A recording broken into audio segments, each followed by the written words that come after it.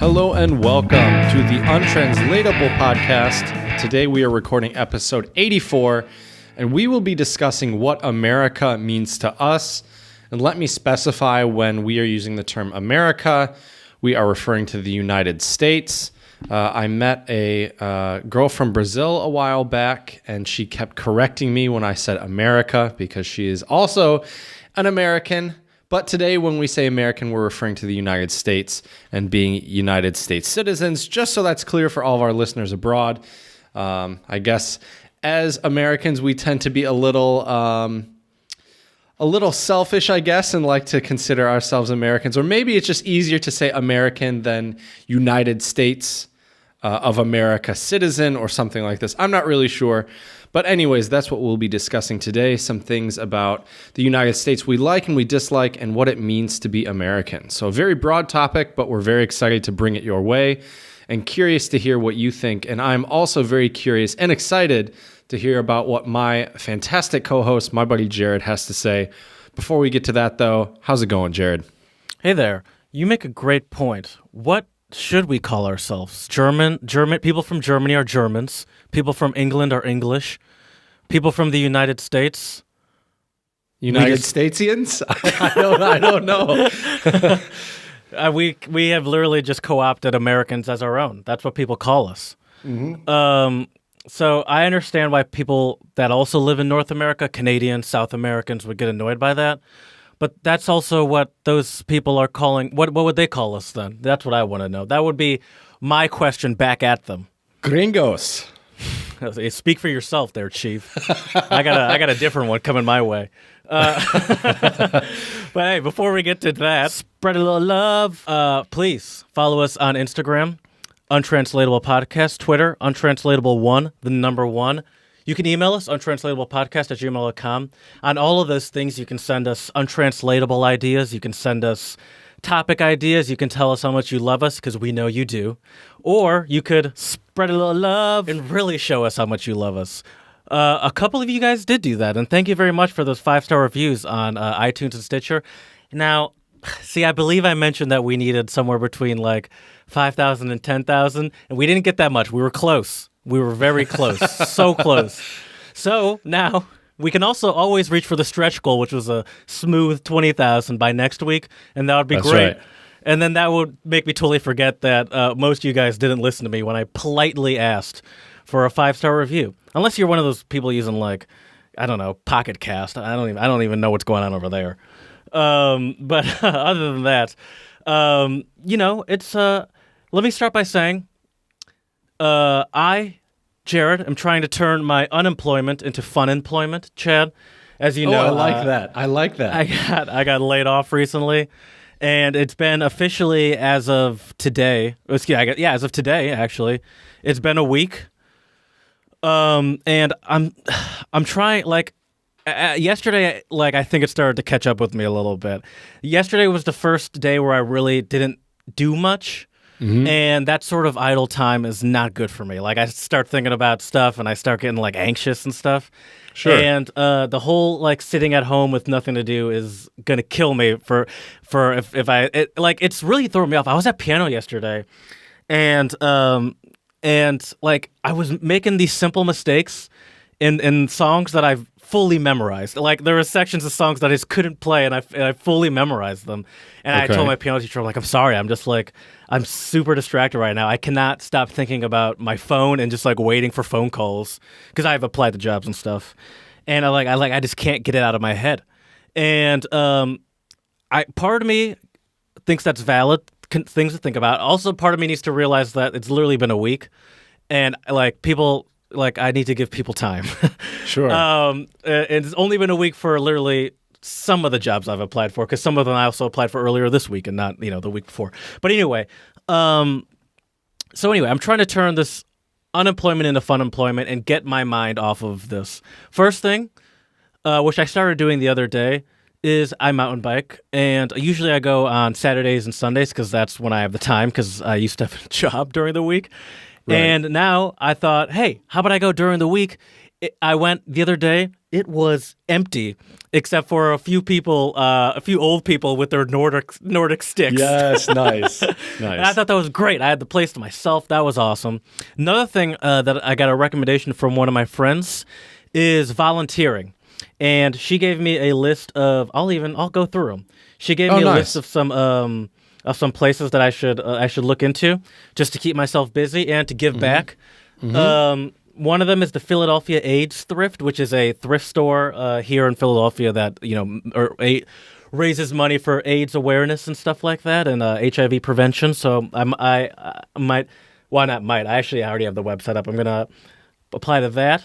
Another one is the Philadelphia Horticultural Society. I'm not actually sure what that one. I haven't looked that up yet. I guess I could do it right now. Sounds Horticulture interesting. Center. The whole is a modern exhibition hall and greenhouse located in beautiful Fairmount Park. Oh, I know what that is. I've walked by there. It's like a what do you call it? It's a greenhouse, is what it is. Yeah. And so it's just like gardening and stuff like that, and trying to keep up a nice greenness here in the city. Another one is the local arboretum, which I guess is the similar thing. Arboreum? It says arboretum. Maybe she wrote it wrong. Okay. Arbor. No, she didn't write it wrong. Excuse me, Sydney. I'm sorry. Is it arboretum or arboretum? Well, it's spelled Arboretum. So I guess maybe it's shum. Who knows? Anyway. It doesn't matter. Mighty Riders is another one, Habitat for Humanity. So that's another thing I'm going to do. Another one I'm finally going to do, which I brought up a long time ago, is I'm going to walk into that German society either today after this podcast, depending on the time, or tomorrow for sure. And I'm going to see if they can hook me up with a language buddy. Just walk in there and be like, hey, I got the time. Give me one of your German speakers and let's chat. You know what you ought to do? You got to pop on that slick Austrian jacket. That's a good idea. I thought you were going to say my multicolored jacket. Ooh, that's also not a bad idea. I think that would be better for the place at the greenhouse, since it has all those cool flowers on it. Yeah. All of butterflies landing all over me. That's right. That's right. You know, though, buddy, that's a really great idea. Are there any like after school stuff for kids, especially music stuff, you could volunteer for? That might be really interesting as well. That's a good idea. I mean, I'm not I don't consider myself. What kind of music stuff would I be doing though? Because I'm not really a music oriented person. I have no idea. I have no idea. I just figured that might be kind of cool. I'm not really sure. Another thing too, though, dude, if you have the time, especially if the weather's getting nicer, you should see if there's any like pickup soccer or anything like that around the area. It's a good idea. That might be really good. I always find when I have a lot on my mind, sometimes it's good to go out and run around, especially soccer, where you're with other people. You can kind of talk with them and gets your mind off of things quite a bit. So yeah, but that's definitely what I'm trying to do. Right, and that's great though. I think making your unemployment to fun employment is a great idea. Thank you. And I think, the other thing is, too, it's so easy to just sit around and worry. I mean, that I definitely do that too much. And so it's good to keep yourself busy. And I think as well, if you can keep yourself busy, it'll also make you a bit more focused when you are applying for jobs. Because if you just sit around all day and you're not doing anything, you could kind of be more lackadaisical about it. You know what I mean? Right. Yeah.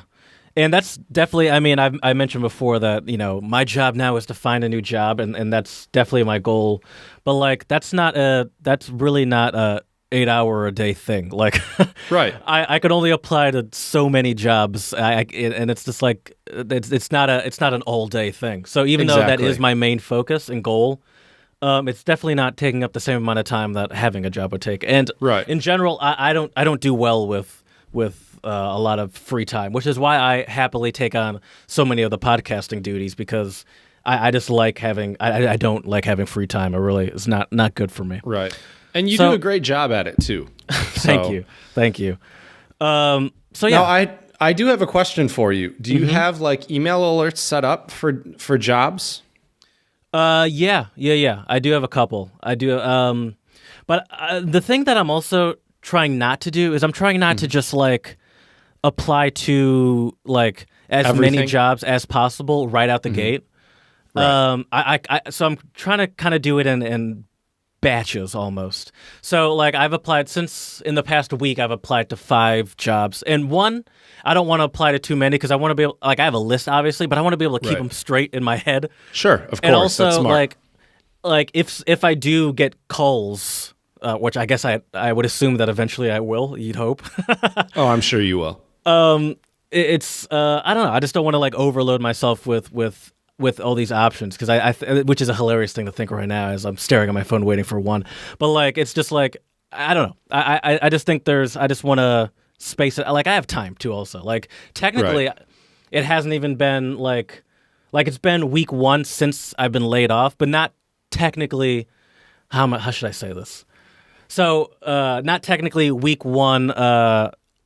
Like the actual like on calendar week 1 is the end of the week, so it hasn't even been technically a full week, even though Right. it's been a full week since my last day. In like, see, I'm trying not to get too much in the weeds here, but Right. anyway, yeah. So I'm gonna get back to you that on next episode and tell you how the volunteering sign up has gone and how the Sweet. language buddy thing has gone. I mean, the mountain biking thing will definitely happen. That's the Right. easiest one. I just have to wake Right. up. But Also, yeah. also, I hope you're playing some more music as well. I have a crazy goal, and see, my problem is, as you know, Jared, I'll sometimes make goals or have these ideas. I tend to have too many ideas and I don't stick with them, right? And so this is an idea that I really hope I'll haven't stick noticed. with. One idea that I had recently, it came up today. I was listening to the Beatles album Revolver, which is one of my favorite Beatles albums. It's got a lot of great songs on there, like Taxman, And Your Bird Can Sing, Dr. Robert. There are all these great songs. And I realized out of that album, I think there are only 1 or 2 songs that I'm not a huge fan of. Otherwise, I love pretty much the entire album. And I thought, you know what would be fun and challenging is once a month, try to learn an entire album or at least all the songs off of an album that I like and learn how to play the album. You know, if it's an album where I like all the songs, learn the album from, the first track to the last track. And so I think I'm going to do that with Revolver because there's a lot of Nice. really cool guitar stuff. And what I want to do then is kind of map out different genres and styles I want to cover. So the Beatles would be more like, classic rock. I'm going to have a Jimi Hendrix month, so that'll be pretty sweet. Month. I feel like you've had a Jimi Hendrix decade or 2 over your lifetime. Probably. But there's a lot of like kind of not as common Jimi Hendrix songs that, I know about them because I'm a huge Hendrix fan. You would probably know about most of them, but a lot of people have never heard of them. Right. And the cool thing about this idea of mine is that I'm really hoping it will bring some more connectivity to my guitar playing. I feel like I know my way around the fingerboard pretty well, but I'm hoping that this will open it up even more. And so I'm starting with Revolver, starting after this episode. I think I'm going to learn the song And Your Bird Can Sing. Revolver. That's right. Granted, that's not a revolver sound. But anyway. Right, that's a shotgun. But either way. But yeah, another crazy thing though, dude, is I realized this week and next week for school, the next 2 weeks are really weird. So this week I taught Monday, Tuesday, half day Wednesday, half day Thursday. Tomorrow I have the day off. And then next week on Monday, I'm super excited. You'll be geeked about this. On Monday, I'm going to Mlada Boleslav, which is a place in the Czech Republic where the Škoda factory is. Oh. So we're going to the Škoda factory, and for Let our me send you listeners my out resume there, and just pass it out while right you're there. there you go. You end up being in the Czech Republic after I leave. That would be hilarious. But yeah, so we're going to Škoda, and for those of you who don't know, Škoda is I would say the biggest car company in the Czech Republic. I think they make some really nice rides, some good whips, as we might say back in the States. They're definitely not hoopties. That's right. So that'll be really fun. I'm not looking forward to getting there though so early. We have to be at the school ready to go by 6:15. So that'll be bright and early. Oh, because you work for like a technical school, so Exactly. It's a field trip for them. Exactly. So we're going to go to the museum.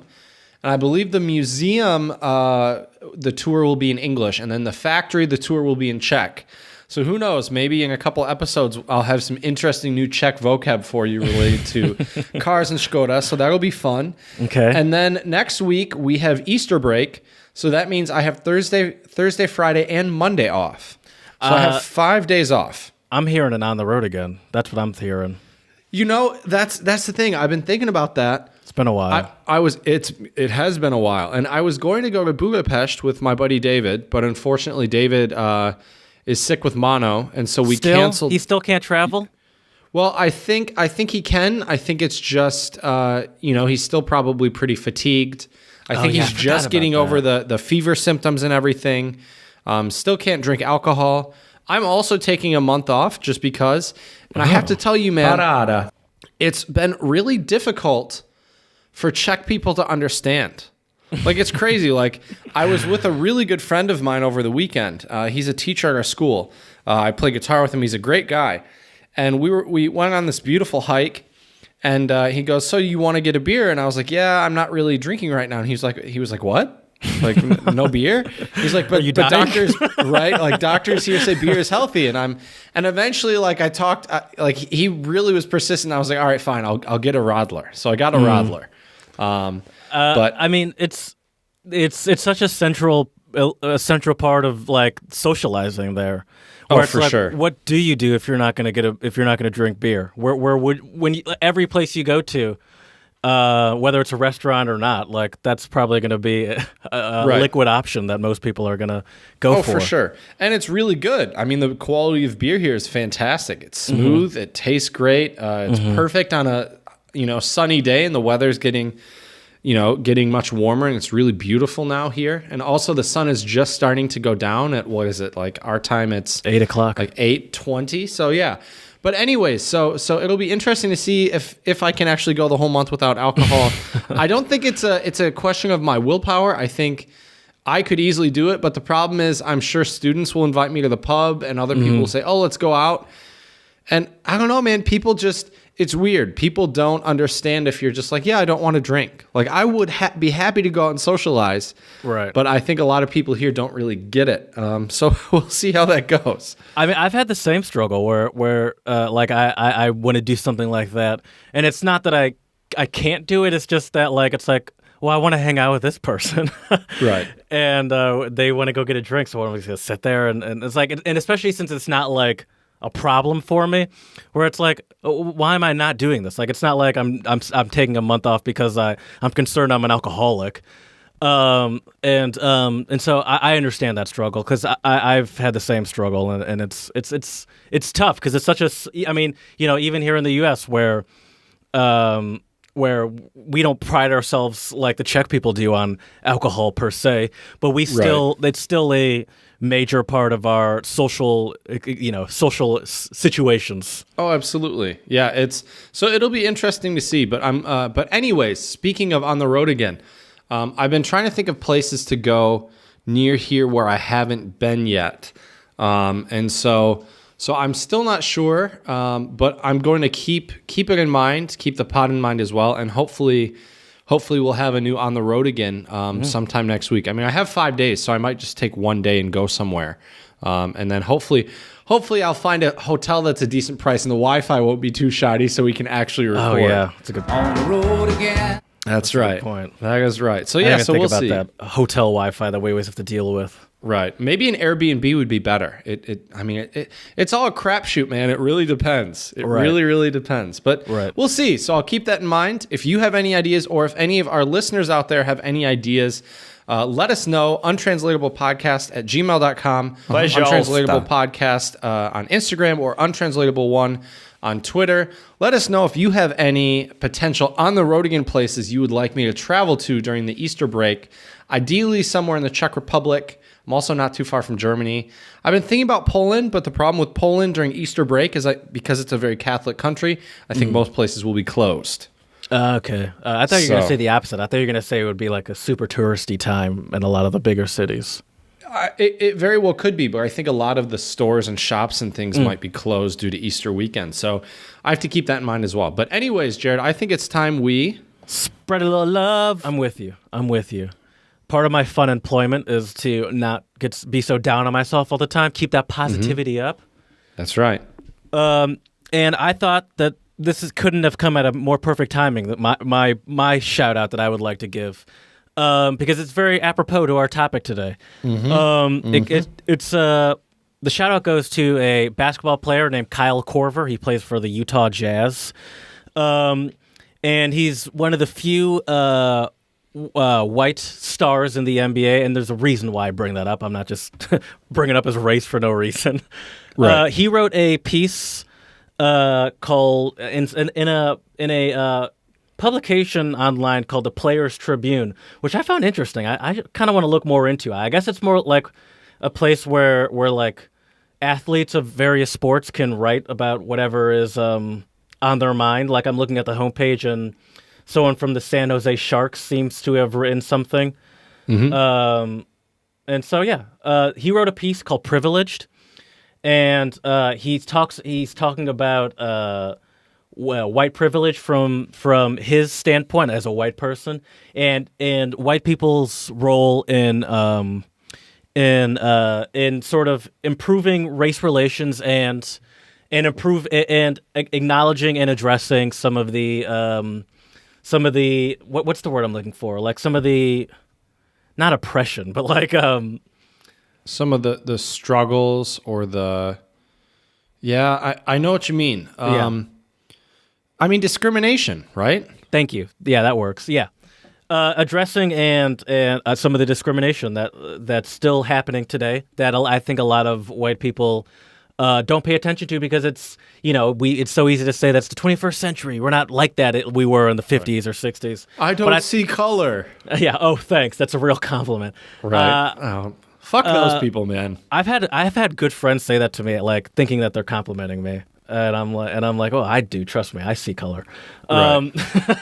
Right. But he wrote this piece, and I thought it was great. He talks about how he's seen situations like one of his old teammates got arrested at a club one night, and some of his first thoughts were sort of like, why was he at this club? Oh, what kind of stupid shit was he doing? Right. And it's just sort of these immediate thoughts that him in his privileged state can think. And I just thought it was great. If you want, I could read some quotes from it, because I did write some quotes down. Absolutely.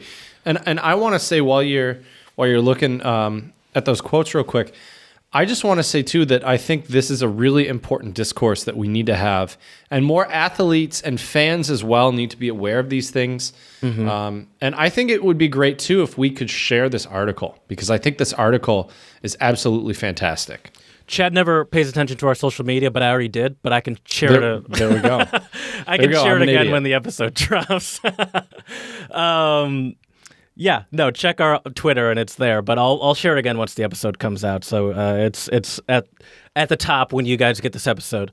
But yeah, and I also, in addition to what you're saying, I also think it's important to come from, like, I think it's even more important to come from white people, because I think a lot of times when the target audience, which is mostly white people, hear it, they hear it from a black person or a person of color. It's sort of like, well, you're supposed to say this, or like, oh yeah, like I don't think it's taken as seriously. I think it's just kind of like, I don't know. I just don't think it's taken as seriously. I think it's unfortunately, I think you're right. I think it needs to come from a white person for people to actually listen to it. Right. And obviously it's even more useful when it's coming from a white person that has, that's well known or famous in the public eye for whatever reason, because then they have more followers or more people that pay attention to them, of course. So here are just some quotes that stick out to me. Now this is in the middle of a sentence, so but you'll get it. I don't think I have all the answers yet, but here are the ones that are starting to ring the most true. I have to continue to educate myself on the history of racism in America. I have to listen. I'll say it again because it's important. I have to listen. I have to support leaders who see racial justice as fundamental, as something that's at the heart of nearly every major issue in our country today, and I have to support policies that do the same. I have to do my best to recognize when to get out of the way in order to amplify voices of marginalized groups that so often get lost. And I think that's important too, but I also think that I don't want him or people to downplay their need to speak up too, because as I mentioned before, I think a lot of those people that are probably way more educated on the topic than Kyle is, they don't get listened to. Right. But maybe more than anything, I know that as a white man, I have to hold my fellow white men accountable. Absolutely. And I think that's something that's real hard for people that I would consider my close friends. I don't even think can do that. Calling people out for stupid shit they say, nobody wants to do that, because then it's almost like the person calling you out's the asshole instead of the person that said the asshole stuff. Or it's like, oh, I was just making a joke. Yeah, it's a stupid joke. Right. I've been in those situations, and I hate to admit it, but yeah, I haven't called them out for that reason. Dude, I've been in those situations too, and I haven't called people out. Right. So I mean, I get it. It's I'm in no place to say shame on you, Chad. Right. Because I've done the same thing where it's like, that's not cool, but like it's just easier for me to just like what? Like, first of all, they probably won't listen to me. Or what also happens is that people just get so defensive and they just go like, oh, I'm not a racist. I was like, exactly. Okay. Yeah, but you said some racist shit, okay? Like, you're my friend, I get it, but you still said some racist shit. Right, and that's exactly what I wanted to point out. I think you can,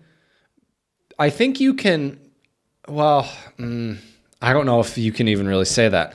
I mean, would you say, Jared, that, so say someone says something that's racist. I think it's better to tell them, I mean, not that I've done this before either, so I guess I should get off my pedestal here. But I mean, I think we should be able to tell somebody like, hey, that's racist, you shouldn't say that, without the implication being you're a horrible person and you're racist. Because I think if the immediate reaction is, oh, but I'm not racist, you're not really listening. You know what I mean? And that was oh, sorry. I'm sorry. And you're good. And that was the thing that I really loved about this article by Kyle Korver is the fact that a lot of it has to do with just listening. You know, I'm not perfect. I'm sure I've said racist things in the past as well. All the time. Exactly. And so this is why I brought this up. Exactly. So yeah. You make a great point. I agree. Because he did make a great example of that. Russell Westbrook was recently in the news because some dude in the stands said some racist shit to him, and Westbrook got mad at him and called him out like in the middle of the game. And that's another time when Kyle Korver mentioned where his first thought was like, well, that's Russell. He's always getting into it with fans, and he's always kind of a hothead. And then, you come to find out later that the dude said some blatantly racist stuff to him. So it kind of makes sense that he'd get mad. But he also said but that's the easy stuff. Like, racism is not just people calling someone the N-word or something. Like, I mean, it is. That's racist. But sure. Like, that's the smallest, at least to me, that's like the smallest issue as far as racism goes. The obvious racism is not. It's like, okay, yeah, we know that. Or it's like, I think the hard part is recognizing racist stuff that's way subtler than that, or like, or in policy that, in like government policy where it's like, oh, turns out that's mostly just targeting black people, or it's like, So I thought that was great too. Especially even the small microaggressions that minorities and people of color have to go through on a daily basis, And what's really funny is there was this really good video by this guy in Tennessee, and maybe I've brought this up on the pod, I'm not sure, but he did this video about how people were complaining about wearing a "Make America Great Again" hat. And I mean, they have shirts too. All the things that these people with the "Make America Great Again" hats were saying were basically things that people of color, minorities, and also, people in the LGBTQ community go through on a daily basis. This guy talked about how, they were uncomfortable that they would go to a bar and people would snicker at them or stare at them, and it's like, well, how do you think somebody feels when it's not a clothing option that you can take off, but that's their life on a daily basis? Right. And also think about why it is that clothing option elicits that sort of reaction from people, and you think that's just out of nowhere. There's one more thing I want to mention that he said, because we've kind of talked about it, but he said it better than us rambling here. Two concepts that I've been thinking about a lot lately are guilt and responsibility. When it comes to racism in America, I think that guilt and responsibility tend to be seen as more or less the same thing. But I'm beginning to understand how there's a real difference. As white people, are we guilty for the sins of our forefathers? No. I don't think so. But are we responsible for them? Yes, I believe we are. He's essentially just saying that, it's easy to say, oh, I didn't own slaves, but it's like, that's sort of negating the fact that slavery still has a huge impact on policy in this country today, and that white people are still benefiting from some of those policies, and it's still affecting black people. Right. And I really hate it when people say, oh, slavery was so long ago. It really wasn't that long ago. I know. That's that too. That's also a great point. Right. And also people also say that as if like on the day that the Emancipation Declaration was signed, all the slaves were just like, oh, sweet, let's get out of here. Right. Yeah, that's not how that worked at all. That's for sure. Let's go start businesses. Right. But yeah, this was a fantastic article. I got to thank you, and I got to thank your dad for sending this your way, because this is a fantastic article. Shout out. Definitely big ups to Kyle Korver. And everyone out there, give this a read. I think it's a must read. And this only scratches the surface. I also think I'm very lucky to have parents that understand the stuff and that are sharing stuff like this. I think that's great. Right. I'm sure that's not happening in a lot of families, especially non-black ones. Right. Oh, for sure. For sure. Well, my shout out today, Jared, well, I have a few of them, but my first one goes out to a very, very famous pop star, T-Swift, or Taylor Swift. She donated $113,000 to the Tennessee Equality Project to fight anti-LGBTQ bills. So for our listeners out there who aren't aware of what's going on in Tennessee right now, there have been quite a few different bills in the state, and one of them that permits adoption agencies to discriminate against same-sex couples based on religious beliefs. And so, well, first of all, for me, this hits home because my sister has a partner. They're a part of the LGBTQ community. They have two beautiful children. I'm very proud to be her brother and be my nephew's uncle. And I think that we shouldn't. It's 2019 people. We shouldn't be worrying about whether or not someone likes men or women. Sexual orientation shouldn't be as big of a deal as it is. And so I think it's great that Taylor Swift is donating some money to the Tennessee Equality Project to help fight some of these horrible discriminating bills, which I just think is absolutely fantastic.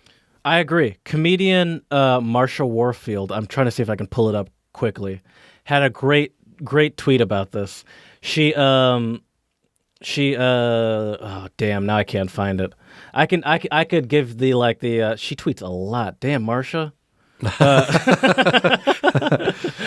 She essentially was just saying, why is it that damn, Marsha. She was essentially just asking, why is it that people claim that they damn, I thought that was it. I'm still going. Can you do a Command F? I'm on my phone though. Okay. I could have. That would have been a good idea. But she is damn it. Oh. No, that's not the one I was looking for. Oh, I found it. Why do people? It was 4 days ago, and I took all that scrolling. Why do people think they get to agree with homosexuality? It's like agreeing with being short or left-handed or stupid. I thought that last part was funny. And us as lefties, we can definitely relate for sure. Yeah. And I just thought that was a great tweet because it's like, what do you mean agree? It's like there's nothing to agree with. It's like it is what it is. Exactly. And you know what? If you don't like it. F you. Well, you don't have. It's not like you have to date a man or a woman. You know what I mean? Like it's not being forced upon you. Exactly. Just go home and live your life. And it's so funny that that they're concerned with like that. Like, oh, we can't have these people adopting children. It's like, first of all, so is the better option is that they just stay in the system with no family, and that no one that cares for them or someone that actively wants. What do you think that these gay people are going to do that are trying so hard to get children? It's just so ridiculous to me. Exactly. And the hoops, I can tell you personally, the hoops that they have to jump through. I mean, it's hard for straight people. I can only imagine how much harder it would be.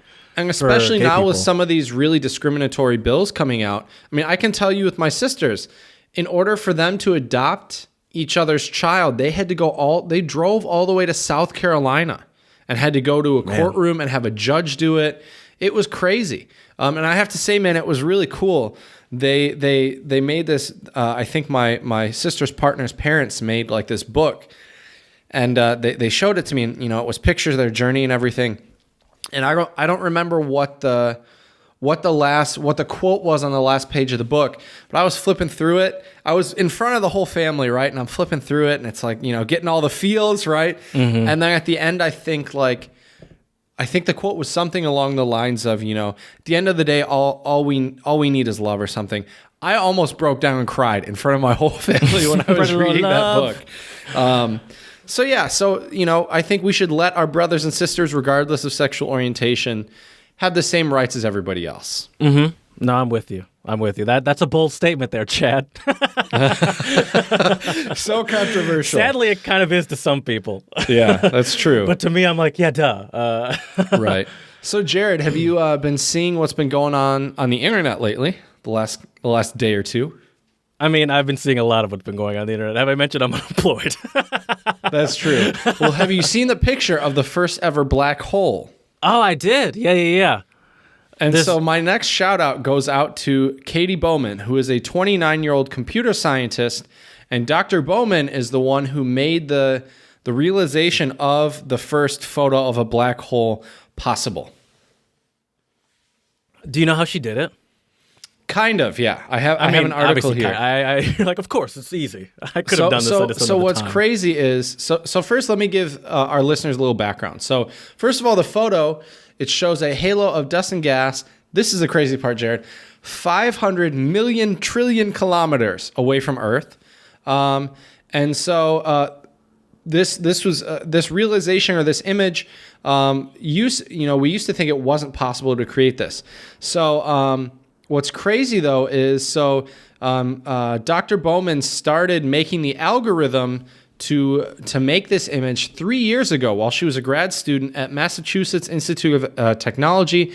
There she led the project, assisted by a team from MIT's Computer Science and Artificial Intelligence Laboratory.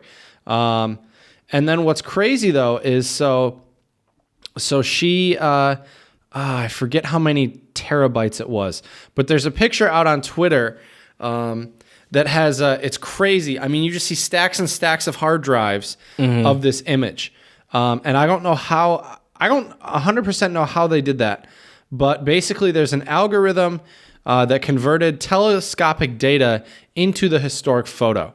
And just for our listeners out there who don't know, in mathematics and computer science, an algorithm is basically a process or set of rules used to solve problems. And so there's no single telescope out there that's power enough to capture the black hole. So they used a network of 8 telescopes to set up using a technique called interferometry. So some new vocabulary words, not only for us, but for you guys out there. And the data they captured was stored on hundreds of hard drives that were flown to central processing centers in Boston, U.S., and also in Bonn, Germany. And so Dr. Bowman's method of processing this raw data was said to be instrumental in the creation of the striking image. So big shout out to Dr. Katie Bowman. It's really amazing. But Jared, the internet never ceases to impress or disappoint, and there are already tons of memes of the black hole. I saw a really funny one today. So the joke with a lot of guitar players who keep their picks in their pockets is once they put their pants in the washing machine or if you drop a pick, it goes into this black hole and you never find your guitar pick. So I saw this hilarious picture of the black hole, and then it was zoomed in, and in the center of the black hole is a bunch of guitar picks. Me as a guitar player, I thought that was great. I saw one similar to that where it was the spot in between your driver's seat and your glove compartment. Yeah, definitely. There is also one... this one comedian, his name's Stavros, and he's like, did you guys see a zoomed out version of the black hole pic? And it's it's him with him completely. He's kind of like a chubby dude, and it's him completely naked with the black hole covering just the middle of his butt. Oh, that's great. That's too funny. That is too funny. But yeah, that's cool. Man. And it's actually kind of, to me, 3 years doesn't seem like it's that long at all to do something like that. Like that seems like it's not that bad. It's really impressive. Absolutely. Yeah. Absolutely. Well, Jared, do you have any more shout outs?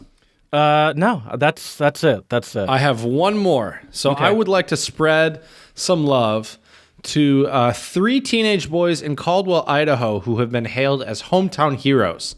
So my shout out goes out to Victor Ornelas, Isaac Hernandez. No, it's more than 3 of them. I said a group. Good, a group. So Victor Ornelas, Isaac Hernandez, Diego Ramirez, Devan Ornelas, and Josh Song were on their way to go play basketball when they drove past an elderly gentleman named Jose Gomez, who was an elderly man with a walker who had fallen onto the ground. And so they noticed he fell. They stopped the car, parked it, and helped him up and went all the way with him home and cleaned his wounds. Wow, that's great. And I think it's really amazing when you see acts of compassion like this, especially from teenagers. I mean, they could have, I remember kids in high school and they were assholes. And I'm sure there are plenty of kids who would see this poor elderly man fall and probably be laughing at it, right? So I've it's seen really a story like that. There was a story a couple years ago where I think it might have been like a mentally challenged kid was stuck and was drowning or something, and these kids were laughing and filming it for the gram, and the kid died. Oh, geez. Exactly. So big shout out to these 5 teenage boys, Victor Ornelas, Isaac Hernandez, Diego Ramirez, Devin Ornelas, and Josh Song on doing the right thing and helping out Jose Gomez. So that's really great. We need more people like this. Don't forget to help your people in your community and your fellow humans. Spread a little love. Yeah, that was a good one. That was a good shout out segment right there. It was. I feel good. Like it feels nice to spread this positive attitude into the universe a little bit. Yeah, dude. Yeah. Now let's spread some untranslatables into the universe. Let's do it. By the way, for those of you guys that don't know, we have a website, untranslatablepodcast.com, and you can at least see all of the untranslatables that I have brought up. Not all of them, because I'm slow to update it, but I'm updating it. You can see a lot of them now that'll last you a while, and there are still more to come. Untranslatablepodcast.com. Check them out. I'll start, I guess. My first one's Persian, and it's Kohoda Vikili. And that literally means God as an attorney. I mean, that just means, I think that just means he's the one who has the final judgment, right? Like be careful what you do because God will be your attorney. No. I thought you had it too. There's okay. We have something similar to this. Actually, let's see if I can give you a clue that'll help you figure this out. So, the Persians say God as an attorney. Us English speakers, we have a saying that means essentially the same thing, but it's God as a different member of a courtroom. Is God's the judge, right? God as my witness. God is my witness. Aha. Yeah. So it's like I swear to God, or like honestly, or like right. So it's essentially just saying I couldn't be any more honest here. God's my lawyer. I'm telling you the truth. God's my attorney. Right. Right. Okay. I like that. That's good. That's really good. Well, Jared, it's ironic you mentioned that you're going to go to the German Society because I have 2 German ones for you today. All right. So you can throw these out when you go to the German Society. So the first one I have for you is auf dem Schlauch stehen, which means to stand on the hose.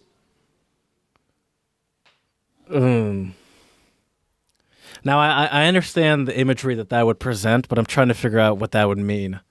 Sure. Is that like stand on the hose? It's not like cutting someone off or like Nope. I would say this affects you generally. Well, I mean, I guess it could affect. Yeah, maybe that's misleading. I'm trying to think of how to basically think about it's someone who needs the water from the hose. Oh, it's just like you're denying someone something, or it's like a... Kind of. I'm trying to think of a good example for this one. Like, okay, so, I waited till the last minute to do my lesson plans for my classes next week. And then when I went to go do them, the power went out in my apartment and my battery wasn't charged. And so I was not able to do any of the lesson plans. This doesn't mean to procrastinate. It means you got screwed over or something like that? Basically to be at a loss. Yeah. Okay. Why do you? Because I keep talking about being unemployed. Is that why you say it has something to do with me?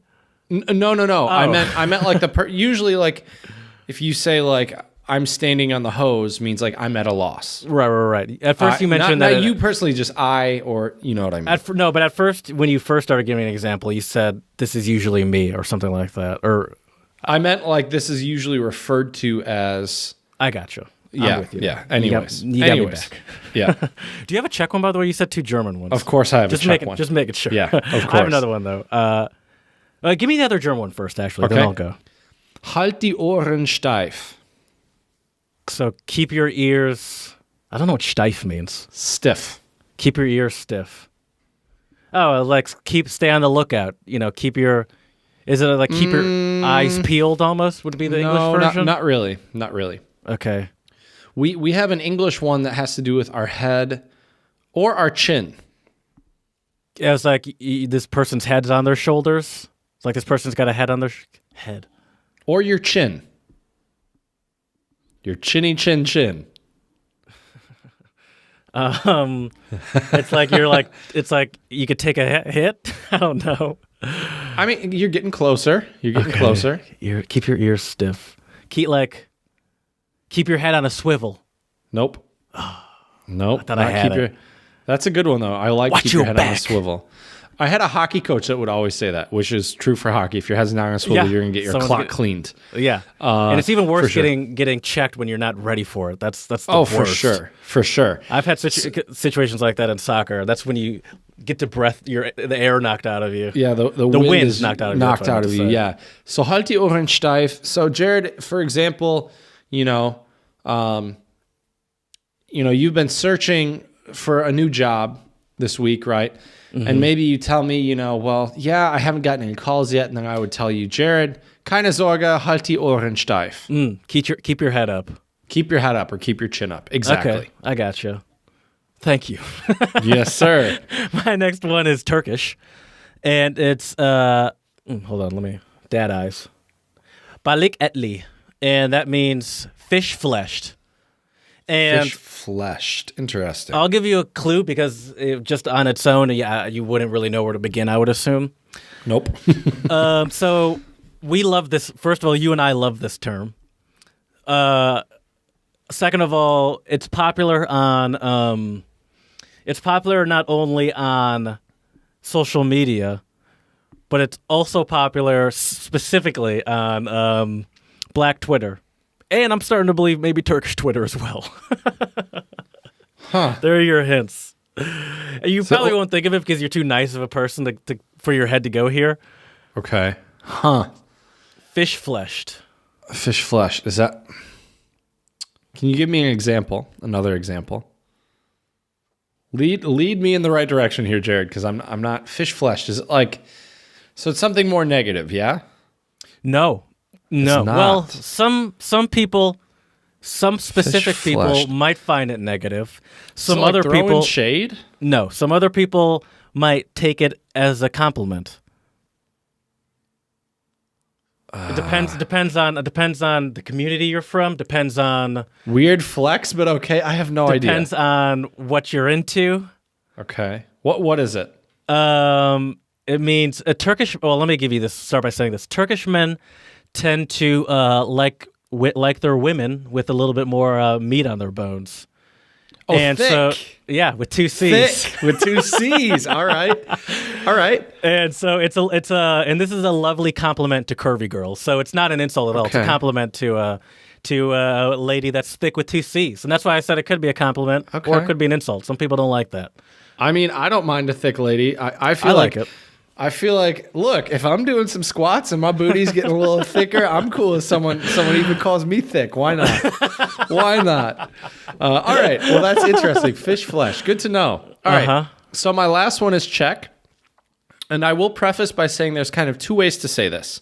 You can either say stara pisnička or obehrana pisnička, which basically means an old song. An old song. Is it like same shit, different story kind of thing? No, not really. I'll give you like an example, a real world example. I think it was either last year or 2 years ago, Despacito came out, right? Mm-hmm. And they were playing it all the time, right? And now I think it's become an old song. Oh, it's like not dated, but it's like not cool anymore, essentially. Exactly. It's when something is been played so many times, it's just not interesting anymore. But you can use this phrase in connection with promises, proclamations, or statements repeated too often to be trustworthy. I'm going to keep that in mind. There you go. Speaking of which, I meant to mention this a while ago on this podcast a while ago when you were talking about music. Speaking of old songs, I believe about 2 weeks ago, if not longer, you mentioned that you were going to send me chord progressions, and we were going to do that. Yep. And I didn't bring it up because I was like, Chad brought it up. I'm not gonna remind him. But you just made me think about that. Yep. Stara pisnička. Old song. There you go. Well, hopefully we'll get a new song in the near future. Maybe. All right. Maybe. So, Jared, I was listening. Speaking of that, though, I was listening to a podcast yesterday, and they also have a theme song. A lot of podcasts do. And he was like, he's like, why do we do this? He's like, why do we play this? He's like, and then his co-host was like, that's a good point. Most times that I listen to podcasts that have theme songs, I just skip past them. Right. And they're like, I don't know, but they still do it. But it got me thinking. I was like, yeah, why do we do it? I was like, I don't know, but I kind of like it. But I think is something I like to listening to ours before we get started. Puts me in the right state of mind. People don't see because we have a theme video as well on YouTube. But also, you could watch us on video on YouTube. But we do usually dance along to it beforehand. Right. And you know what? That might have been why my intros were off when we were in Berlin together. Because we had no introduction song, so it was just like, and we also didn't have somebody going cut with like the TV thing. So it was like, oh, we're starting? Okay, we're doing this. Yeah, well, when Don was there, we were literally just having a normal conversation, and I was like, oh, by the way, I've been recording. You're welcome to actually start whenever you want. It was just kind of out of nowhere. Exactly. Yeah, no, it does definitely and I think that there is something too in our brains connecting song to a specific thing. So I do think there is actually something to it on a deeper level. I think so too. Well, good, Jared. Well, I think it's time for us to discuss what America, and when we say America, we mean the United States of America, what the U.S. means to us. First, is that my cue? That is your cue. That is your cue. Absolutely. Silence. I was like, oh, okay. Well, first off, let me start by saying I think I'm done with pretending that I love America as much as I do. And I think I'm done with sort of prefacing everything about that I'm about to say with like, oh, but it's not all bad. I think that's all BS. And I think that's sort of like almost like a defense mechanism. And I think it's BS because I don't think I fully agree with that. And I'll tell you why. My first thing when I hear America is I think nationalism. But I think more than that, I think of fake nationalism. Nationalism disguised to hide as racism, to disguise racism, xenophobia, just all sorts of phobias. I think that it's fake, and but I think that it's a very big part of the U.S. is just like this whole belief that America's the best and we love everything about America. And if you don't support the troops, then get the fuck out because they're the truest of American heroes on the earth. And I'm not saying joining the military is not a brave thing to do, but I'm starting to get tired of that rhetoric because I don't Right. I think I don't buy it from the people that push it. You know what's interesting about that too, Jared? I think obviously as many of our listeners from the States or around the world, I'm sure they're well aware that I would say in a lot of ways, Americans pride themselves on being like super patriotic. But I think the idea of patriotism has changed a lot. I was watching a really interesting documentary last week about Richard Nixon and Johnny Cash, actually. It's on Netflix. It's called The Man in Black and Tricky Dick or something like that. That was, Richard Nixon's nickname back then. But here's the thing. In the 60s, this is really when I think the idea of patriotism started to change with like counterculture movements and hippies and everything else, because a lot of people, I think patriotism, sadly in America, is viewed, I think, in like two ways. The one way is the very populist, nationalistic, support our troops, support our flag. This is America. We're the greatest country in the world, right? Put your hand over your heart. That's right. Hat off, hand over your heart. Whereas unless you're at home on your couch, then just eat your wings and drink your beer. And exactly. As they're doing the national anthem. Right. Wearing your American flag T-shirt, getting your ranch or your wing sauce on your American flag T-shirt. But then the other, I think the other type of patriotism, which I would say I tend to associate myself with more, is being more critical about our country and wanting America to be a better country. Saying, I think it's very patriotic to say that there is racism in America and we need to do something about it, right? Right. I think to me, that's a more productive type of patriotism than just saying, oh, we're the greatest country in the world and blah, blah, blah. I think that's a really cheap, superficial type of patriotism.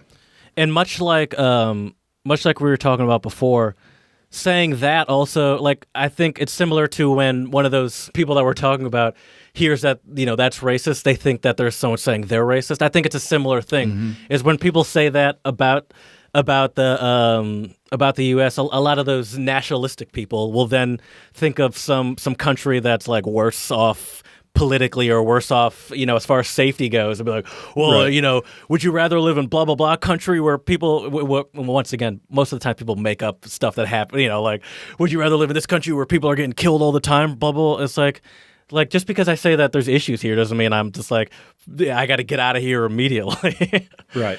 Right. And I think that's the thing. I think there's a big problem with a lot of uneducated people in the States who, the moment you say anything critical or not overtly positive, they get very defensive and almost like it's like a personal attack. And it's like, why are you taking this personally? Like, it is how it is, and we're hoping to change it for the better. You shouldn't be taking things so personally, Yeah. But yeah, I agree with you. I think the patriotism in a lot of ways, or at least maybe not patriotism, but the strong nationalism we have can be very problematic in a lot of ways. It's really starting to get bastardized these days too, like especially with the flag. Like the flag has taken on a whole new life of its own to the point where like if you like some of these hardcore America over everything people, like they're rocking like those grayed out flags or something like that. Or like have you seen like the flag with it's like it looks like the flag, but it's like I don't know. It's like the Punisher's head or something like that. Oh, but yeah, it's yeah. like with the thin blue line going through. It's like you know what the thin blue. You know what that flag is supposed to represent. Yeah, because all the police cars have it. It's the Blue Lives Matter flag. Exactly. And there's now a firefighter version where it's the same grayed out flag with the red. Yeah, it's like, who's not supporting you guys? Right, like, right. Who doesn't want you to come to their house as fast as they can when there's an issue? And I also think it's interesting because isn't it, I don't know what the code is in the Constitution, but I'm pretty sure you're not actually supposed to make other renditions of the flag. That's what I thought too. Like I could be wrong, but yeah. I thought that too. Because there is this whole sort of respect the flag thing. And I thought like, I definitely thought the same thing, and I've seen these arguments on Twitter, and they're so dumb. But I am curious about what the actual answer is, even though the arguments are dumb because it's on Twitter. But like, do you know Keith Olbermann? He's kind of a hardcore liberal, and Tammy Lackluster, she's a hardcore Republican. And like a couple years ago, they were having like this stupid back and forth about like who is disrespecting the flag, because there was like a picture of her with like a on the beach with like an American flag blanket.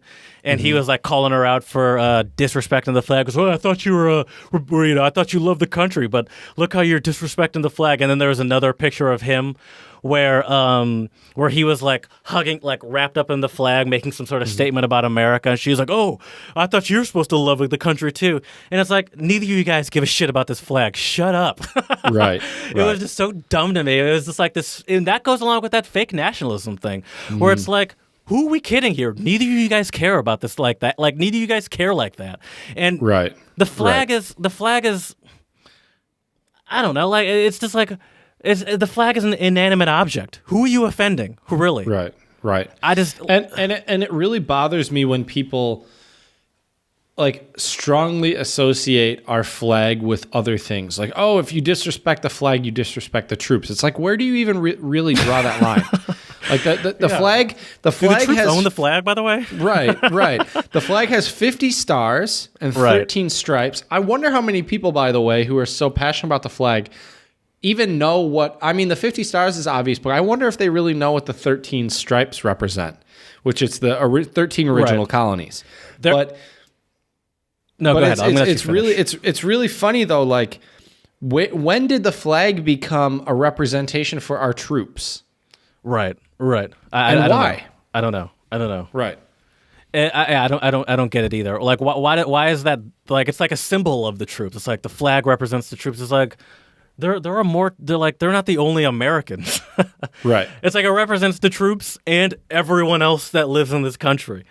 There was a comedian on a podcast I listened to a couple. I've been bringing up all sorts of other podcasts other than our own. I listened to a podcast. This is a couple months ago.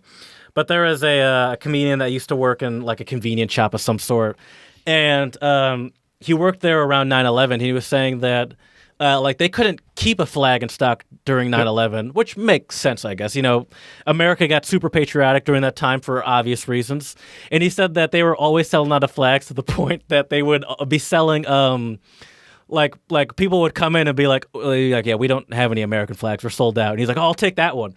And he's like, that's a Liberian flag. He's like, I don't care. So they were like, not only were they selling American flags like crazy, they were selling Liberian flags like crazy, which for those of you that don't know, Google it. A Liberian flag looks similar to an American flag, except it has one sort of big star where the U.S. where like the 50 star or the 50 stars would be representing the U.S. It's really funny you mentioned that though, Jared, because one, what's interesting is most Americans our age or older, so born, in 91, 92 or older, most of us, I remember exactly where I was and what I was doing when 9/11 happened.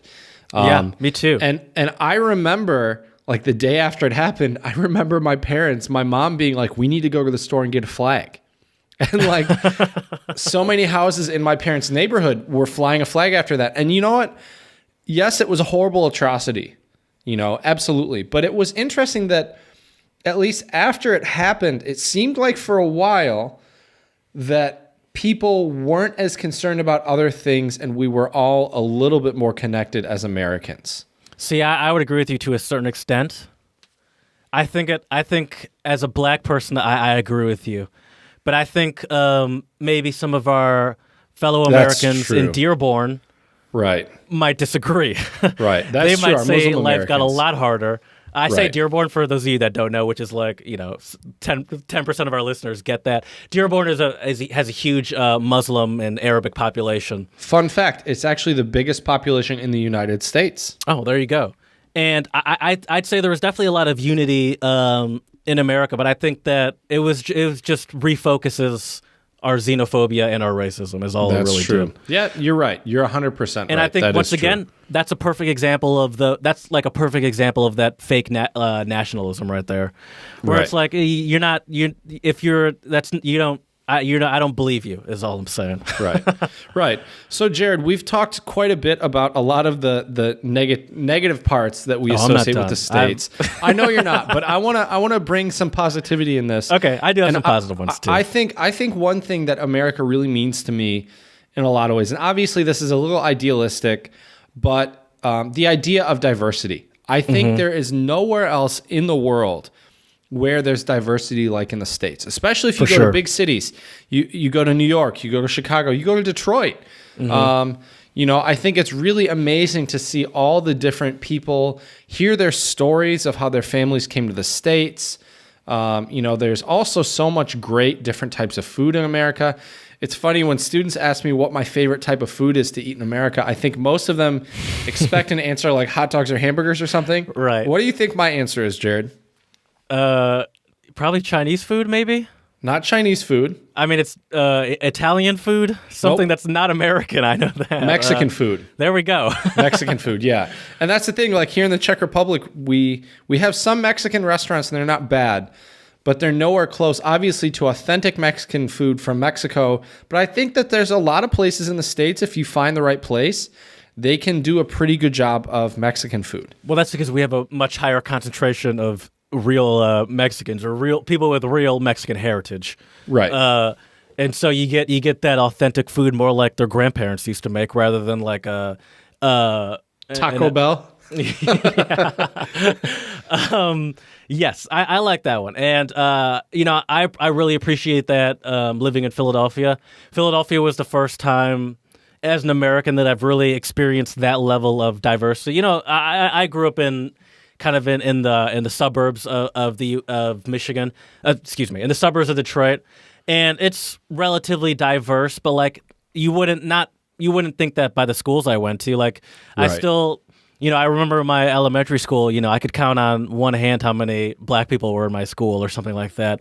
And I really enjoy that about Philadelphia. I mean, it's super diverse, and there are I love I love those very clear. Those very clear sort of neighborhoods where it's like, oh, this is, I don't know. I just like seeing a whole bunch of different people. I like right. that. And that's what's cool about Chicago as well, is, they have all the different types of neighborhoods and you can see different cultures and things. And another aspect of diversity I wanted to mention before we move on, I love the diversity of the music in the United States. I mean, the U.S. is home to blues music, to jazz music, to country music. I mean, a lot of pop music, some of it's all right.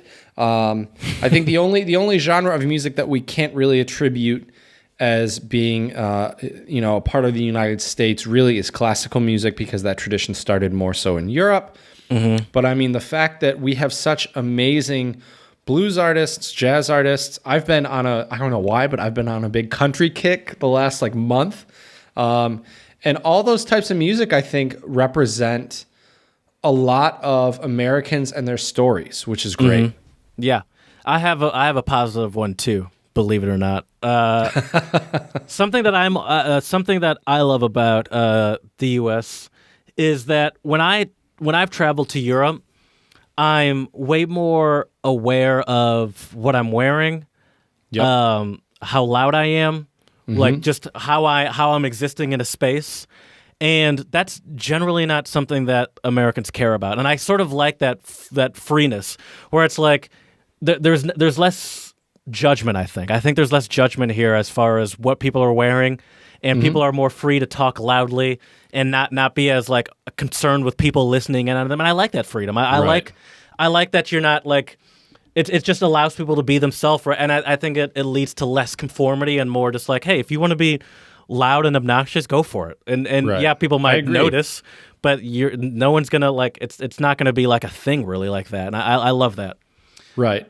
And I would have to say I agree with you 100%. And the other thing about that too is I think a lot of that freedom of expression and also being loud and obnoxious is why we do have a lot of stereotypes when you go abroad. And I've been very aware of this, I think, ever since the first time I went to Germany when I was 14. So I agree with you wholeheartedly. But the other thing too that I kind of like is, I mean, yeah, there are a lot of negative stereotypes about Americans around the world, but I think there's one stereotype that tends to ring true with a lot of Americans, is that we're generally open and we're also generally friendly. Now, yes, of course, that can be taken with a grain of salt, and it can also be on a superficial level. I'm not saying that all Americans are just ready to be everyone's friend, but I've been complimented so many times here in the Czech Republic. Oh, you're so friendly. Like, we really enjoy talking to you. And so to me, that's always a really big compliment. And I think a lot of that is associated with how we interact with one another in America, especially where I'm from in the Midwest. It's not that uncommon to strike up conversations with people you don't know and just have this kind of warmth and friendliness to others. Personally, I don't like that, but I like that it exists. Let's put it that way. Like, I'm one of those people that I don't like strangers talking to me and shit. Only because I don't like, I don't know. But like, I do like that exists. And I do like, for example, I was walking down the street yesterday and I can't even count the number of, I have a great one, a great positive thing that I don't know if you can relate to this. Something about being black that I love is that there does seem to be like a level of camaraderie between us where it's like there's like in certain situations, like for example, at my last job, whenever I walk past any black person at work, there was always like this, like a nod or like a "what's up" kind of thing. Nice, yeah. And there's a comedian that makes a joke about that, saying like, especially in situations like that, where it's like what white people don't realize is what we're actually saying in a nod is like, "Damn, these white people." right. I mean, obviously, Jared, I can't relate to that, and I think the other thing is too. But that means like, a lot to me as an American, right? Like, I can't do that with just random black people in Europe, because we don't have that sort of connection. Like right, it's not different. The same. And there was also a comedian that I was watching that said something similar, where it's like he mentioned the closeness that a lot of black people have with one another, where if they're in trouble, they're willing to help each other out. Whereas he was like, me as a white guy, if a white guy was in trouble, or if he did something stupid and wanted me to have his back, like I probably wouldn't have his back. Yeah, yeah. And so it's definitely different. And we are way more like accountable for each other. But I think it's out of necessity. It's easier it's easier, much similar to Kyle Korver's article. It's easier for the white people to disconnect from other people than it is for us, just because of a lot of these situations. It's easy for black people to see themselves in situations in the situations that our fellow black brethren are in, because it's very possible that no matter who you are, you could be in that situation. But it's very easy for, I think, people of other races to disconnect and be like, that person's crazy. right, for sure. So you kind of mentioned this, but this goes even more broad, or is even broader than just music. We're trendsetters, and I love that about the U.S. I mean, we've talked a lot about how it's a detriment as far as we are sort of unaware of what's happening in other people's cultures, but we have the benefit of that because we tend to make the art, let's say, popular art or modern day art. Art's kind of a little too general.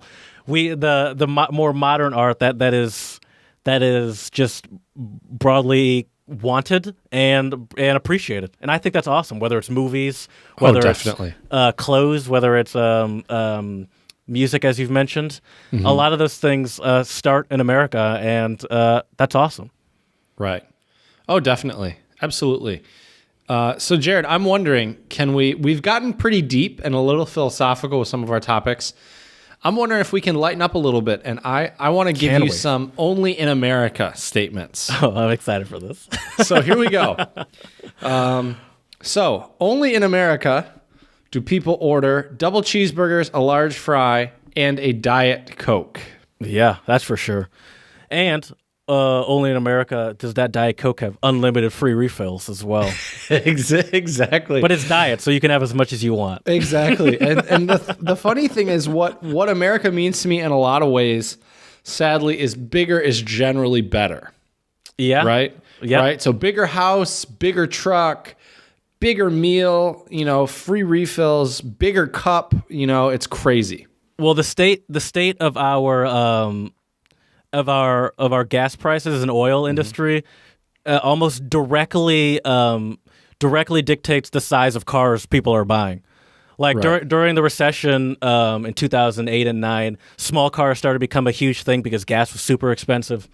But as soon as that started going away and gas started becoming cheaper, SUVs started to become a big thing again. And now in 2019, I'm not even exaggerating, a car company cannot exist without an SUV. Like, it's impossible. Right. Oh, yeah. Lamborghini's making SUVs. Yeah. Really? Interesting. Yeah, they make something called an Urus. There was a news story Okay. a couple weeks ago about this preacher that that bought his wife a Lamborghini Urus, which is the SUV that cost like $230,000, and Jesus. he did it because it was like I'm sorry because he was cheating on her. Well, but he's a man of God, and he was trying to claim that he didn't use any of his church earnings for that. But it's like, dude, you're a preacher. How is that possible? Right. Yeah, that's crazy. But yeah, bigger is definitely better. That's definitely an American thing. So here we go, Jared. Only in America do banks leave both doors open and then chain the pens to the counters. Yeah, that's I never understood that one. Right? Only in America do we leave cars worth thousands of dollars in the driveway and put our useless junk in the garage. Well, not my family. We were. My parents are pretty clean people, so we always had our cars in the garage. But yeah, that's definitely a normal thing. Only in America do we buy hot dogs in packages of 10 and buns in packages of 8. That's such an old joke. I don't know why we do that. I think. Well, it makes perfect sense to me as someone that works for a company, where it sort of forces you to keep the cycle going of buying more. Where it's Right. like you can never at the same time finish one in the other, which means you got to buy more of one, but then you're going to run out of the other one first, and then you got to keep it going. Right. Capitalism at its finest, folks. Here we go. Only in America, this is kind of a sad one. Only in America can a homeless combat veteran live in a cardboard box, and a draft dodger can live in the White House. Fake nationalism, everyone. Right. Looking at you, Cadet Bone Spurs. Okay. Only in America will you get a drink that is 30% actual drink and 70% ice. Oh, that annoys me so much. Yeah, that's a good point. I never thought about that. Like, they don't really do ice like that Right. in Europe, at least. Nope. Only in America can you go grocery shopping and go an entire aisle to find your cereal.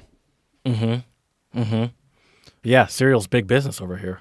And the cereal, it's crazy how many options we have. I was talking to this Czech girl a while back, and she told they don't have that many options. I mean, they have. I would say it's like half an aisle, not even half an Right. aisle. Like at the grocery stores I shop at here in Chomutov, maybe it's a quarter of an aisle or so. It's not. They have options, but it's not like in the States. I mean, the cereal aisles are endless. Oh yeah, like There's it's a full many two different. sides of an aisle. Exactly. Only in America do you have more fast food options than healthy food options. Yeah. And I'll never forget when my friend Tomas was visiting me in Michigan, and I was driving him around different places, and we took the highway a lot.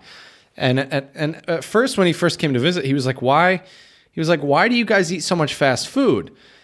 And then he kind of started to realize, like, "Oh shit! Well, when you see a fast food sign every freeway exit, it can get rather tempting to just pull off and grab a quick McChicken or a Whopper or something." And if you're on a limited income, it's probably the cheaper option for you and your family. Right. Oh, definitely. Only in America is your waitress upset if you're at her table for an hour and a half. That is such an American thing. Dude, did you hear about, speaking of being on the internet, there is a huge hullabaloo, there we go, about tipping. Did you hear about that? No, what was it? So I can actually probably play it, but there was this guy that was talking about how he was talking about saving people money on tipping, which this is another only in America thing. He was talking about how essentially he was saying that you only should be tipping on the pre-tax amount, and that you could save blah blah blah amount of money that's because stupid. where it's in my head at first I was like, I guess that kind of makes sense, but then I thought all only at the end of the day, like I understand why you're saying that and the thought process behind it, but it's just at the end of the day, it's just giving. Like maybe you're still giving proportionally the right amount of money to like, oh, what do you mean tipping on what the government's supposed to get? That doesn't make any sense. But like at the end of the day, this money's going to like the person that makes $2.30 an hour.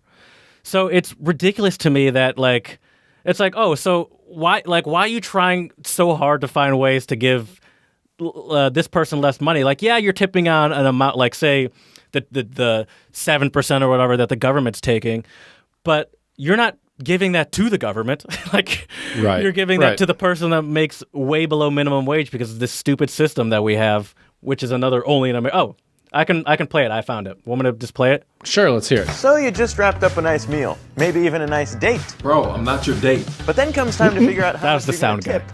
It's a seemingly insignificant decision, but it can add up over time. So much so that making one simple change could save you over $400 without looking cheap. So the question is, what's the right way to tip, and how much is the right amount? I generally tip 10%. 15% of tips. 10%. My tip would be get a better job, go to school, and get an education. God. That's my tip right there. I'm playing. She ended by saying, "I'm just playing," by the way, just so you know. Hopefully it's not a surprise that it's customary to tip 15 to 20% on top of your bill, according to the etiquette experts at the Emily Post Institute. But what exactly does that apply to? For example, take a look at my bill. It was $100 and then $108 after tax. So do you tip on the pre-tax or the post-tax total? Pre-tax. Post-tax. After tax, generally. Okay, what's the difference? Because I'm confused there. By the way, that guy. Standpoint. They were in Times Square. That was a person wearing a full Captain America suit. Oh, geez. Okay. Tipping on pre-tax is absolutely fine. You don't have to tip on what you are already being taxed upon. I never knew that before. Neither did I, but it can be a game changer when it comes to doing the math in your head. Most people use two common tricks. And then he's talking about how to then he just talks about how to calculate your tip, which is saying, you know, for example, he was talking about in New York where he was, tax was 8-point-something%, and so a tip for not a tip, a tip for tipping was to just double your tax, and then you roughly have, you know, what would be 20%. And I get where they're coming from, but I think it's BS because at the end of the day, the people that are getting screwed are it's not like you're taking that money away from the government. You're taking that money from someone that barely makes any money outside of the tips they make. Right. That's true. And only That's in America do you rely on tips. Right. It's horrible. To survive. It's horrible. Okay, Jared. So I have a couple more that I want to kind of just go through quickly. Sorry, so I've really just taken over these to only in America. So that's all good. I appreciate all the feedback. It's really interesting. So here we go. You know you're in America or only in America when someone threatens to call the police over something trivial. Looking at you, Barbecue Becky and Permit Patty. Yeah. There was another one I just saw the other day and I forgot to send it to you. Oh, no, I don't remember it now. But yeah, so please stop calling the police over something trivial. Police officers have more important things to do. Also, you know you're in America when you call the police for help and then you end up getting shot. Mm-hmm. Yeah. That's a depressing but a real one. Right. And that's, I mean, a lot of people in like and that's why I also hate the rhetoric of like, well, if he wasn't doing anything wrong, it's like, okay. It's like, yeah, he's doing something wrong by like living while black. Right. Or then they assume that he's the criminal. Right. Just like that poor guy in Dallas that got gunned down in his own apartment. Yeah. It's crazy. Mm-hmm. You know you're in America when you can't get there by train, and if you can, it might be more expensive than flying. Yeah. You know you're in America when you're talking to a person who can list all of the names of the starting lineup players of their favorite athletic team, but can't name the heads of the three branches of government. You know you're in America Those when patriotic people also. Those are the super patriots right there as well. Oh, for sure. Hand over your heart. Exactly. You know you're in America when you're talking to an expert, air quotes on the word expert, on foreign policy who can't name all of the continents. You know you're in America, this goes back to the cereal comment, when there are 62 varieties of the same product on the shelf in front of you, all essentially the same except for the packaging. You know you're in America when the system of weights and measurements is a confusing mess. Yeah, no logic. Looking at you, imperial system. And now here's just a couple comments about kind of some funny American English versus British English. So here we go. You know you're in America when you use a cell phone and not a mobile. You know you're in America when you rent an apartment and not a flat. Here at the Untranslatable Podcast, we love language, so this is why I toss these in here.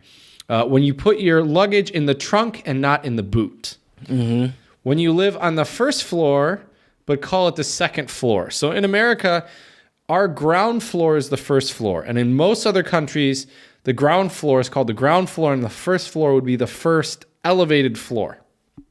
Wait, so it would be G 1, 2, 3, 4, 5, 6? Right. Okay. And in America, the ground floor usually is one. It'd just be one. Yeah, one. And exactly. Mm-hmm. Right. Let's see here. You know you're in America when you keep your clothes in a closet and not in a wardrobe. When you play soccer and not football. And lastly, I love this one, when nice ass is a compliment for you and not your pet donkey. Or a fish fleshed if you're Turkish. That's right. That's right. Exactly. Well, Jared, do you have anything else to add? I think we could have talked about this for 4 hours because America means so much to us in a positive and a negative light, but I've pretty much covered the main things I wanted to discuss. Is there anything else you have to add? No, I think we covered it. I wanted to talk about the illusion of freedom, but I think we kind of covered it. Other than that, no. Oh, another thing I think that there is one other thing I want to talk about. I don't know if this is just an American thing, but this definitely feels like an American thing to me because this is where I live. Is this sort of like it goes along with the build yourself up by your bootstraps thing, which is very American. But this whole concept of like the younger generations are ruining everything. I feel like that's a very American. I hate that. Yeah, it's a very American feeling, notion. I think though they have that in other countries too. Like I've heard the same sentiment in Germany as well. I can imagine, but to me, at least living in America, I get so tired of hearing that. Right. Speaking of which, we just had a 29-year-old do this amazing scientific discovery with the black hole. So there you go, old people. Right. You're welcome. There you go. Yeah, I'm taking credit for her. as we've said on the podcast many times, I mean the children and the youth, they are our future. Whether we like it or not, they are our future. Yeah. Yep. Well, Jared, we tried to find a song that encapsulated a lot of what we are talking about today, and I think we found the right one. Can you tell our listeners our song and what it's about? This is by Donald Glover, a.k.a. Childish Gambino, which is his rap pseudonym. He is one of my favorite rappers. I've been listening to him for years and years. I just need to get my hipster bona fides out there first. I was listening to him way before this. No, I was. But this is America. This came out, a year ago? Probably early last year, I think it was. Yep. Mm-hmm. And I was listening to it, obviously, before we started doing this. 524 million views on YouTube. And that's just YouTube. Who knows where else people have listened/watched it. Right. And this is sort of Donald Glover's commentary, Childish Gambino, whatever you want to call him, his commentary on America. And it is at least my thoughts as someone that's watched it. And, I'm conflicted because I enjoy reading people's analyses of it, but sometimes I feel like, and this kind of the same thing happened with movies like Get Out or Us, which is very very big in society, and a lot of social commentary, United States of American social commentary built into it. And sometimes I don't like to just have it spoon-fed to me because it's just like, okay, thanks for the... Right. What's the point? Yeah. You don't got to do any of the thinking. But so this is this is all symbolism and all commentary on America. I mean, he calls it This Is America. And literally, the song is America. And so, first of all, let me start by saying, please, if you're going to listen to this, you're doing yourself a huge disservice if you're not watching the video. Like, to be honest with you, the song is fine, but it's really the full... Like, I don't know if this song is good in the sense that, like, I would jam out to it on my iPod. I think that it has to be enjoyed with the video. So the only way to watch it is to go to the Untranslatable Podcast Song of the Pod playlist and click on it there. It's the only way it'll work. Right. Oh, for so sure. Scroll down on your little pod listener thing right there, and there's a link. If I know it works that way on iPhones. I don't know if it works that way on all platforms, but I have a link to it right below. Right. And it's an amazing video, and there's so much symbolism going on. Yeah. Do you want some symbolism? We don't have to talk about every single bit of it. Let's talk about some symbolism that sticks out to you. Well, I guess to be honest with you, the first couple times I watched the music video, it made me uncomfortable. Yeah, for sure. Like his facial expressions and the way he moves, and obviously all the killing of the people in the video, it made me uncomfortable. But it's a commentary, I think, this is just my 2 cents here, but I think it's a commentary on how a lot of, in American culture, there's been a lot of silencing, of black people through violence, through shooting, whether it's through police officers, whether it's through, gang violence. It can be through a lot of different things. But, this also to me in a way represents, because, he shoots the gospel choir in the video, right? Mm-hmm. And to me, it seems like it's kind of silencing African Americans' musical and cultural contributions to American society. Mm-hmm. Yeah.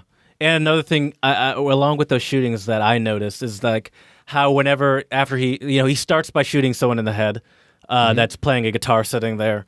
And then later, as you mentioned, he shoots the choir, or the gospel choir.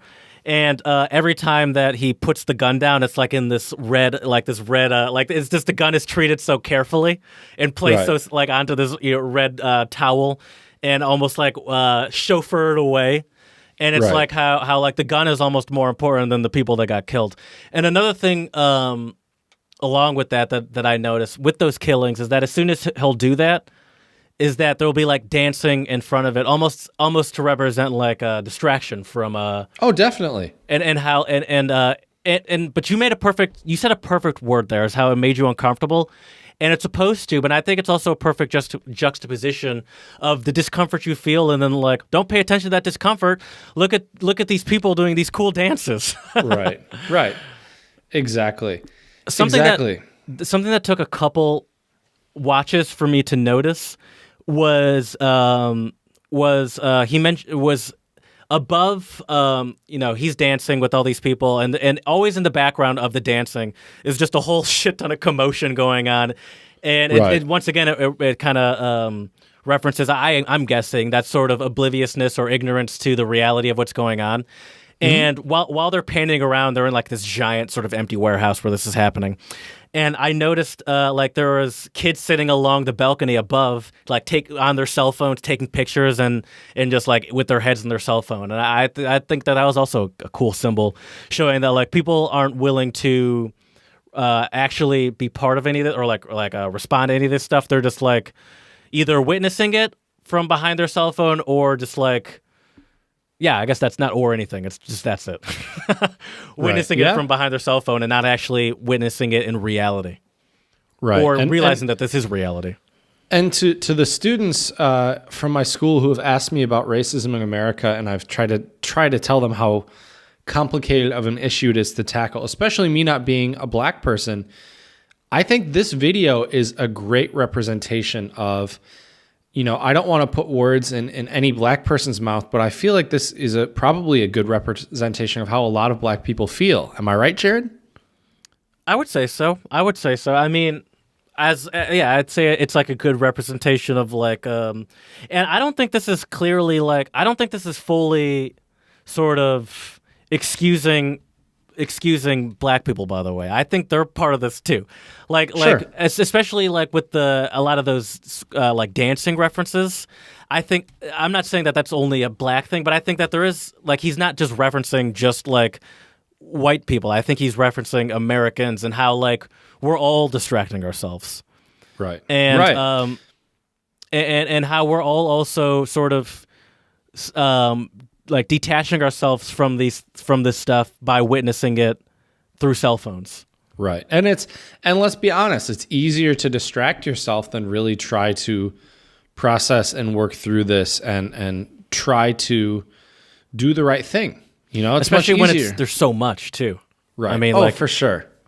It's overwhelming, especially with the violence that he so clearly illustrated. Right. Like Exactly. it's just there's so much of it, and it's also hard to focus on it because as soon as something terrible like that happens, there's some cool new dance to focus on or whatever. Right. Exactly. So for all of our listeners out there, as Jared mentioned, check out the music video. It's definitely worth the watch on our YouTube channel, Untranslatable Podcast, which will also be out on our Twitter page, Untranslatable 1, when the episode drops. I would also highly suggest, I know we discussed not being spoon-fed, but if English isn't your first language, or if you would just like to get more information about this, I love the website genius.com. Check out genius.com and type in "This is America." There's some really interesting annotations about the video that draws comparisons to other songs and American culture in general. And I think it's really helpful to read this and see what others are thinking about it, what some of these things might mean, especially because there's a lot of slang terms in here as well that people might not know. Right. What does Owaka mean? I don't know. Okay, because there you go. I don't know. Does Genius say it in there? Because he did say something about Owaka. Let's see. I see Blaka. I'm trying to find it. Oaka. Oaka. Do you know where it's at in the song? Now I'm trying to look if I can. I Maybe have the video can up find here. it. Owaka. This is a celly. That's a tool. Oh, get it work. Contraband. Oh, I got it. Hunaband. Contraband.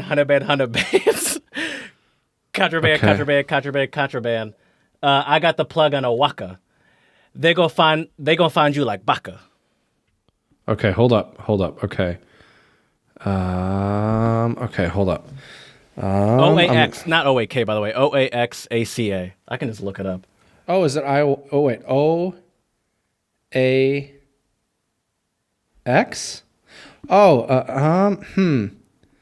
Oax is a state in Mexico, country famous for its various drug cartels. Gambino is, and this is from Genius, by the way. Gambino is saying he's got a drug supplier. Right, that makes sense now. In Oaxaca, Owaka. who will act as assassins for him. It's worth noting that Oaxaca in the south of Mexico is not known for drug trafficking cartels, which are concentrated at the border. Like Blaka is an onomatopoeia of gunshot, famously used by Notorious B.I.G. on Gimme the Loot. Writing for Vulture, Frank Guan broke down this line. Oh, wow, this sounds really fancy. The incongruousness of Glover, raised middle class and an NYU graduate, bragging about his Mexican drug supplier and threatening to have you gunned down is intentional. It's a tribute to the culture. Here, we're spoon feeding you here. It's a tribute to the cultural dominance of trap music and a reflection on the ludicrous social logic that made the environment from which trap emerges, the logic where money makes the man and every black man is a criminal. And this is according to the Genius annotation. I am not by any means saying every black man is a criminal. But just me. But that makes sense why. That makes sense why he's before that he said 100 bands, and then contraband, and then he says I got the plug on Owaka. That makes sense. That makes sense. Yeah. First, I thought you meant ayahuasca, which is like a hallucinogen. DMT. Exactly. But anyways, it's a fantastic song. I also really enjoy the music part from it. The choir in the beginning is really beautiful, as well as the guitar part. And I think it's a really interesting commentary about things going on in the United States. So give that a listen on our Twitter, Untranslatable1, or our YouTube channel, Untranslatable Podcast. I'm sure you'll enjoy it. All right, Jared, before I quiz you on our Czech words, I have a very easy new Czech word for you, and this is Američan. I'm going to guess that means American. Yes, sir. Okay. Okay. So what Czech words do you remember? I was going to say, are we gonna? I didn't know if we're gonna do the quiz or not. So it's been tough. I'm trying to. I do remember Ještě jedno is another round. Dobrý den. Plus Dobrý den is good day. Dobrý večer is good evening. Dobro noc is good night. Last episode, not last week, we do these twice a week. Last episode with Don, I believe, if I'm not mistaken, I remember your Czech word of the pod was dobro. It was adventure. Oh, geez. Dobro društvi, I think was what it was. Dobro društvi. That's a tricky one. That one does not roll off the tongue very smooth. Nuvite anglicky, of course, is... Hezký kluk. Oh, shit. Hezký kluk is good boy. Nuvite anglicky. Do you speak English? What we need to do, and so I'm not just trying to think out the top of my head, is I should probably write down the ones I've remembered so I could I could recall them more quicker. That's what I'm looking to say. More quickly. Really? It's not so I can recall them quicker. More quickly would be what it is? I think that's like that would be the prescriptivist you're the English teacher. Approach. Anyways, also now another one that you can add to the list is Sem American. I am American. Sem American. Mm-hmm. Okay. How do you say what is it? Sotoya. Sotoya. Okay. Mm-hmm. And so is what? I hear that a lot. When I'm walking around, I'll hear somebody go, so? Like what? Yeah. That's why I was trying to remember that one. Good. Okay, Jared, it's time for some American jokes. So here we go. Although some of the only in Americas in that segment I think could have probably been moved into the joke section. But here we go. Those were all facts. That's true. So, what happened to the American when he broke his arm? What's that? He went broke. That is a commentary on our horrible healthcare system for all those out there who didn't get that joke. Go find me for my cast. Right. Why do Germans love Americans? Because it makes them look less racist. Because Americans might now be the most hated people in the world. Oh, man. I guess it's kind of the same thing. Right. My friend calls me up and asks me, hey, are you free tonight? What do I say? Just give me the answer. Of course I'm free. I'm American. There is that's a popular from some of those I Love America people on those dating apps. That's a popular line. From one to America, how free are you tonight? Right. Yeah. Yeah. That's a good one. I saw one that was like, and I'd say America, I can't see you because I'm probably going to be in prison for having a crumb of weed stuck to my bottom of my shoe. Right, exactly. What's funny too is I saw a similar one. It was like from North Korea to America. How free are you tonight? Jeez. I guess it's funny, but that's just like it's a little insensitive, a little sad. But, All right, Jared. Now I think it's time to wrap up our episode with a quote of the pod. And I think we've talked about a lot of good and bad things about America, but I think one thing that we could agree, both of us, is what America means to us is diversity, but also challenges and the opportunity to hopefully make things better. I like that. That was Parada. Well said. Well said. At first, I was nervous. I was like, "Oh, Chad's gonna get too positive chat on me." Right. You kept it real. I respect it. Trying to keep it more real nowadays, Jared. Trying to keep it real. Good to know I'm taking all that positivity and hope out of you. That's right. That's right. All of our listeners can just slowly see the optimism dwindling with every episode. That's for sure. That twinkle in your eye gets a little darker every day. That's right. That's right. Well, we hope you all appreciated hearing our thoughts and opinions about what America means to us.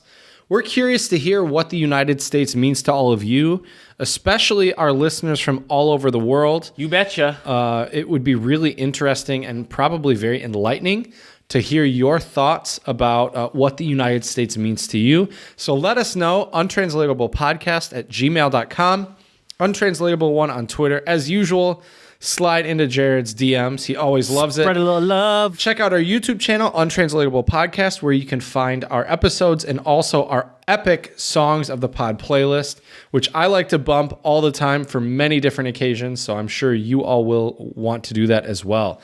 So as usual, we thank all of our listeners from around the world for your support, and we would like to hear from you. It would be absolutely fantastic. So we hope you all have learned something new. Even though this episode did only scratch the surface, but I think we definitely discussed some deep topics as well. So let us know what you think As Jared mentions, and I agree with his sentiment as well, please give us a review, 5 stars on iTunes or Stitcher. That would be absolutely fantastic. And as we say here on the Untranslatable podcast, Děkujeme.